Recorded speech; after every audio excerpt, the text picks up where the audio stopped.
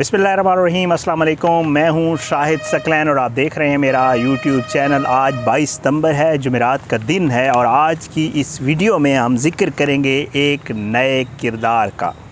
एक नया किरदार 16 अप्रैल से ये मामला चल रहा है, लेकिन आज तक इस किरदार का नाम सामने नहीं आया था। अब इस किरदार का नाम सामने आया है। ज़हीर और शब्बीर के साथ शामिल लोगों में से एक और शख्स, जिसके हवाले से ना आज तक पुलिस ने बात की, ना किसी ने उसको पूछा, ना किसी ने उसका बताया, ना कोर्ट में उसका नाम सामने आया।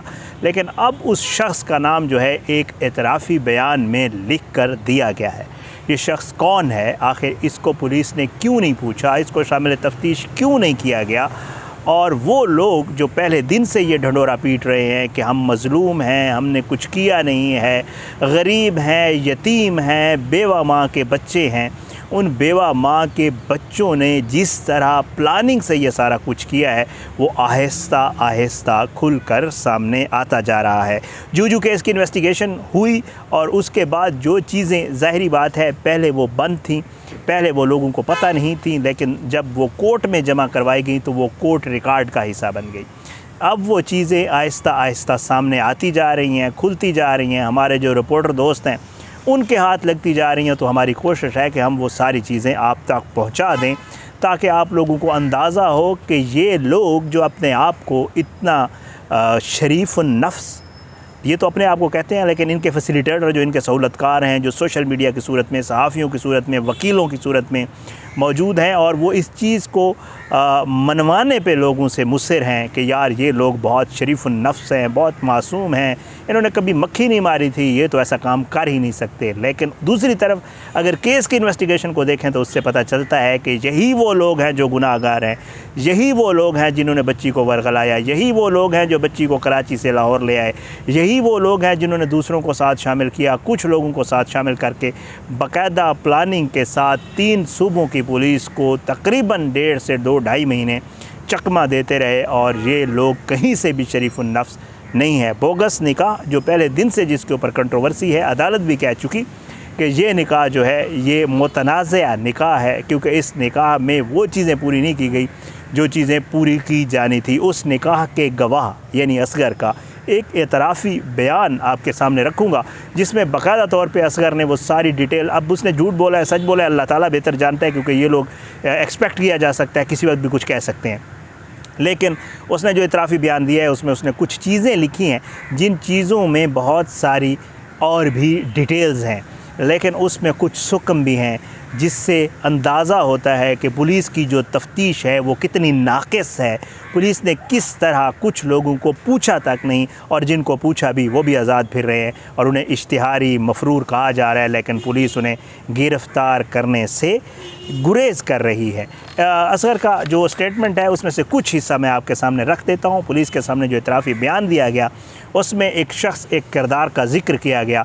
ये बयान मैं आपको, मेरे पास इतराफ़ी बयान है, थोड़ा सा इसका हिस्सा जो मैं बेहतर मतलब जो है वो मैं आपको पढ़ के सुना देता हूँ, जिसमें वो मुद्दा बयान करता है कि असल में ये मामला हुआ क्यों था और कैसे था, और इसमें कौन कौन शामिल थे। कहता है कि जी मैं जो है वो बताता है कि मेरा नाम जो है वो असगर है, कौम जट है, पेशा मुलाजमत है, 5 बच्चे हैं, 3 भाई हैं, बहरहाल FA पास है, हवेली लखा का रिहायशी है, और 2007 में शादी हुई जिससे 4 बेटे और 1 बेटी है, और 2016 में इसके वालिद फौत हो गए, और वालदा जो है वो छोटे भाई के साथ रहती है। ये तो इसने अपनी ज़ाहिरी बात है, और भी इसमें डिटेल्स वगैरह है वो मैं नहीं पढ़ना चाहता, ये आप तक। अच्छा, अब आगे मुद्दा असल जो है वो मामला शुरू होता है। वो कहता है कि मुनीर अहमद यानी ज़हीर का वालिद अपनी फ़ैमिली के साथ चुंगी इस्लाम नगर एक गांव है वहाँ पे रहता था, जो हमारे गांव के साथ था। बताता है कि मेरा मामू यानी कि ग़ुलाम नबी जिसका नाम था, वो मुनीर के साथ जो है ज़हीर के बाप के साथ, जो ज़हीर का बाप फौत हो चुका है, अल्लाह ताला उसकी मग़फ़िरत करे, उसके साथ मेरे मामू यानी ग़ुलाम नबी का एक दरीना ताल्लुक़ था। फैमिली टर्म्स से घरों में आना जाना था। मुनीर जो है वो पंजाब यूनिवर्सिटी में मुलाजिम था। तो मेरे मामू ने मुनीर से रिक्वेस्ट की, और फिर मैं क्योंकि FA पास था तो मुनीर ने मुझे पंजाब यूनिवर्सिटी में ज़हीर के वालिद ने इस असगर को जो है वो नायब कासिद की नौकरी दिलवाई। सो असगर जो है वो इनका ममनून और एहसान मंद है। ज़ाहिर है इसके वालिद ने, ज़हीर के वालिद ने इसके ऊपर ये एहसान करवाया था कि जो असगर की नौकरी है वो ज़हीर के वालिद ने, मुनीर ने लगवाई थी। ये कहता है कि जी नौकरी करता हूँ। मुनीर की बीवी यानी नूर बीबी, आप तो उससे वाकिफ़ हैं, वो वहाँ पर मुलाजमा है जिसकी नायब कासिद की नौकरी है। मुनीर का बेटा जिसका नाम शब्बीर है वो भी मुलाजिम है, क्लर्क की नौकरी करता है, और ये लोग यूनिवर्सिटी की कॉलोनी में रिहाइश पजीर हैं। ये इतराफ़ी बयान उसका थोड़ा सा आपको पढ़ के सुना रहा हूँ। और वो कहता है मैं हॉस्टल में रहता हूँ और हॉस्टल से फिर मैं गाँव आता जाता हूँ बीवी बच्चों के लिए।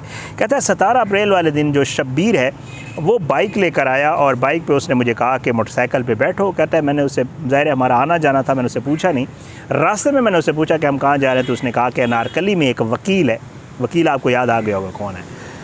अनारकली में एक वकील है, इसने नाम नहीं लिखा लेकिन मैं आपको कह देता हूँ कि खुर्रम राय का दफ्तर है, और उसके दफ्तर हमने जाना है क्योंकि मेरा जो छोटा भाई है ज़हीर, उसकी एक लड़की से दोस्ती थी। वो लड़की कराची से लाहौर आई है और उसका जो है निकाह करवाना है, और तुमने उसमें निकाह में गवाह का किरदार अदा करना है।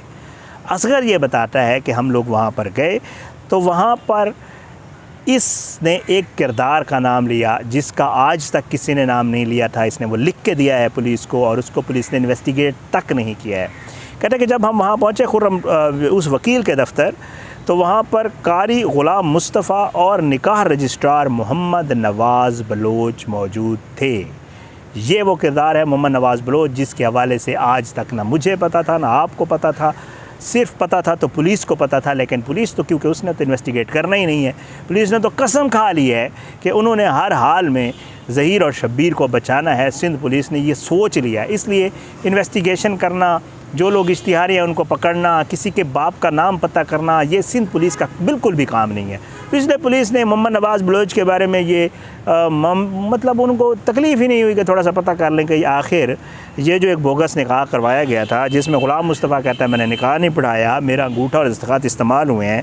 ये जो निकाह का गवाह असगर कह रहा है कि मोहम्मद नवाज़ बलोच एक निकाह रजिस्ट्रार है जो वहाँ पे बैठा हुआ था, उसका भी पता कर लें। ये निकाह रजिस्टर्ड तो नहीं हुआ, उस मोहम्मद नवाज़ बलोच का वहाँ पे क्या काम था, क्या वहाँ पे मौजूद वकील और ये जो लोग हैं मुस्तफ़ा वगैरह, ये निकाह इसी तरह दस्तख़त हुए अपने पास रखते हैं और लोगों के निकाह पढ़वाते हैं पैसे लेकर।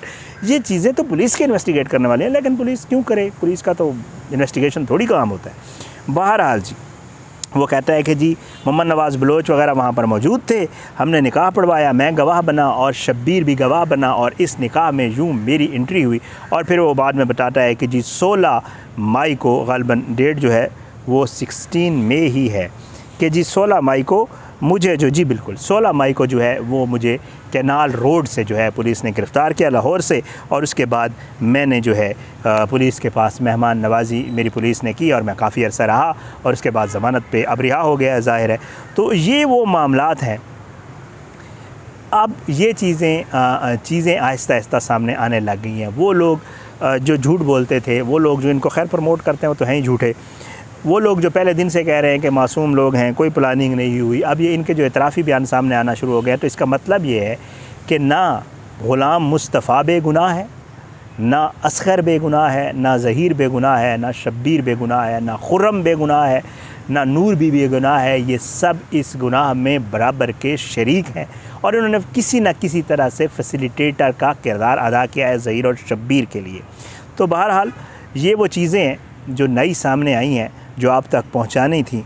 और इन चीज़ों के सामने आने के बाद भी अगर कोई कहता है कि जी इनकी ज़मानत के बाद ट्रायल में जब ये चीज़ें होंगी और चीज़ें सामने आएंगी और इनकी गिरफ़्तारी नहीं होगी, तो मेरा ख़्याल से वो अहमको की जन्नत में रहता है। ज़ाहिरी बात है, एक मामला हुआ है, उसकी गवाह गवाही भी दे रहे हैं, एतराफ़ भी कर रहे हैं, बयान भी दे रहे हैं एतराफ़ी, और ये भी बता रहे हैं कि इसमें किस किस ने क्या क्या किरदार अदा किया था। तो ये चीज़ें ट्रायल में, क्योंकि ट्रायल अक्सर जो मेन चीज़ है वो ट्रायल ही है, ट्रायल होगा तो ये चीज़ें खुलेंगी भी सही और इनके ऊपर मज़ीद भी चीज़ें होंगी। लेकिन अगर ज़ाहिरी बात है ये पुलिस के पास मामला इसी तरह ही चलता रहेगा, पुलिस का तो यही सिलसिला है। लेकिन बहरहाल ये जो एतराफ़ी बयान पुलिस को दिया गया, अब इसके बाद ज़हीर का एतराफ़ी बयान क्या है, शब्बीर का क्या है, ग़ुलाम मुस्तफ़ा ने क्या है, वो भी चीज़ें इंशाअल्लाह आहिस्ता आहिस्ता सामने आती जाएंगी, हमारे तक जूँ तक पहुँची जाएंगी, इंशाअल्लाह हम आपके सामने रखेंगे। बहरहाल निकाह पे तो पहले ही सवालात थे, निकाह कहीं रजिस्टर्ड नहीं हुआ, चेक करवाया गया, पुलिस ने अपनी तफ्तीश में बताया और सब कुछ चल रहा है। साथ साथ जो निकाह के गवाह हैं, जो निकाह करवाने वाले हैं, जो कुछ करने वाले जो सारे लोग हैं, वो आहिस्ता आहिस्ता इन चीज़ों से मुकरते जा रहे हैं। तो अब पता चलेगा कि इसने कहा कि और इन चीज़ों की क्या अहमियत है और क्या कुछ होता है। बहरहाल आज की इस वीडियो से इतने, आने वाली किस वीडियो तक ले इजाज़त दें। अपनी दुआ में याद रखा करें, अल्लाह पाकिस्तान का हामी नासिर, इसके खिलाफ साजिशें करने वालों को नस्तानाबूद करे, ज़ालिमों को इबरत का निशान बनाए, मज़लूमों को इंसाफ मिले। अपनी दुआ में याद रखा करें। पाकिस्तान ज़िंदाबाद। अल्लाह हाफ़िज़।